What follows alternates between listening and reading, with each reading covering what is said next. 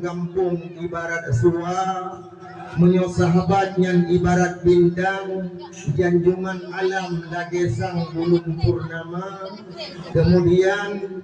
kata-kata penghormatan dan keikraman yang pertama-tama kepada Bapak Gesi Sukun Kadro Nedega, kemudian penghormatan kepada Tengku Imum Urung Mat Hidung khusus agama, kemudian kepada Kaur Dusun serta Pak Sekde Urung Kubereh ubina program di dalam desa, kemudian kepada Duhaput Menduhalapan Urung Petimang di Pantai Pisang menyona kadang Urung Mendawa, kemudian kepada kedua pemuda beserta jajarannya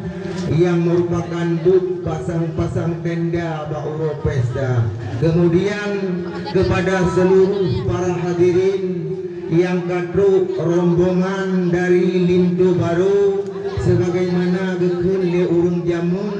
nagekun le urung duha riu bilaut isi pantai cahaya mublede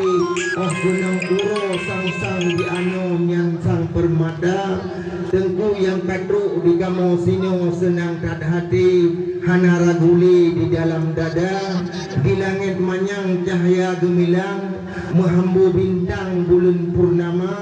Tengku yang kadro kamu ucapkan selamat datang para rombongan ubina Bandung yang kadro tegak. Tengku pinejak niba uronyo lagekun urung jamun kun guru yuh masa awai angka 8 dipegah membuet-buet yang cukup hat jito angkasa dapegah ba tengku mudual he minit walau sigoset nyo gudanyo yang duk nyo urung tua. Jadi truk tengku keno yang pertama pun tengku jak sambung kalau saudara lagi kunci urung jamun rembang kat langit dengan le bintang, rembang dalam belang padi penula, rembang kat gaya dengan le cabung, rembang di urung menyole waris dan keluarga. Jadi dalam halnya nyo kamu ucapkan selamat datang kepada Lintu Baru beserta serombongan. Kemudian Lintu Baru tengku pegah serbat hat kurung segala ruang akhirat dunia. Nyo kamu di sini adalah muncul sabo apresiasi yang cukup rayu rasa kebanggaan kamu tamahlom di Pantai Sukun di masyarakat di dalam desa menyobarokan pah 5 merdu uronyo kadruh 5 merdosa. Jadi nyan kajit ke sabo kebanggaan